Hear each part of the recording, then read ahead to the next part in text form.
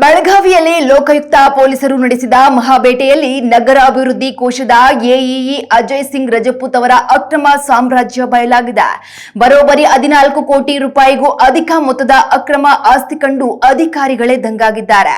ಆಂಜನೇಯ ನಗರದ ನಿವಾಸ ಸೇರಿದಂತೆ ಸವದತ್ತಿ, ಹುಕ್ಕೇರಿ ಹಾಗೂ ಹುಬ್ಬಳ್ಳಿಯ ಒಟ್ಟು 7 ಕಡೆಗಳಲ್ಲಿ ಏಕಕಾಲಕ್ಕೆ ದಾಳಿ ನಡೆಸಿದ ಅಧಿಕಾರಿಗಳಿಗೆ ಕೆಜಿಗಟ್ಟಲೆ ಚಿನ್ನ ಹಾಗೂ ಕೋಟಿ ನಗದು ಸಿಕ್ಕಿದೆ.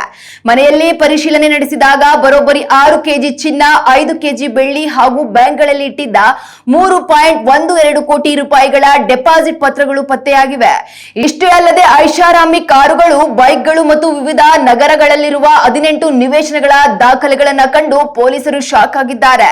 ಇಂಜಿನಿಯರ್ ಸಾಹೇಬರು ತನಗಿಂತ ಹೆಚ್ಚಿನ ಆಸ್ತಿ ಮಾಡಿದ್ದು ಹೇಗೆ ಅನ್ನೋ ಬಗ್ಗೆ ತನಿಖೆ ಈಗ ಮತ್ತಷ್ಟು ತೀವ್ರಗೊಂಡಿದೆ. ಭ್ರಷ್ಟಾಚಾರದ ವಿರುದ್ಧದ ಈ ಸಮರದಲ್ಲಿ ಅಜಯ್ ಸಿಂಗ್ ರಜಪೂತ್ ಅವರ ಅಕ್ರಮ ಆಸ್ತಿಗಳ ಪಟ್ಟಿ ಮಾತ್ರ ಸದ್ಯಕ್ಕೆ ಬೆಳೆಯುತ್ತಲೇ ಇದೆ. ಒಟ್ಟಿನಲ್ಲಿ ಲೋಕಾಯುಕ್ತರ ಈ 2 ದಿನಗಳ ಬಿಗಿ ಕಾರ್ಯಾಚರಣೆ ಬೆಳಗಾವಿಯ ಭ್ರಷ್ಟ ಅಧಿಕಾರಿಗಳ ನಿದ್ದೆಗೆಡಿಸಿರುವುದಂತೂ ಸುಳ್ಳಲ್ಲ.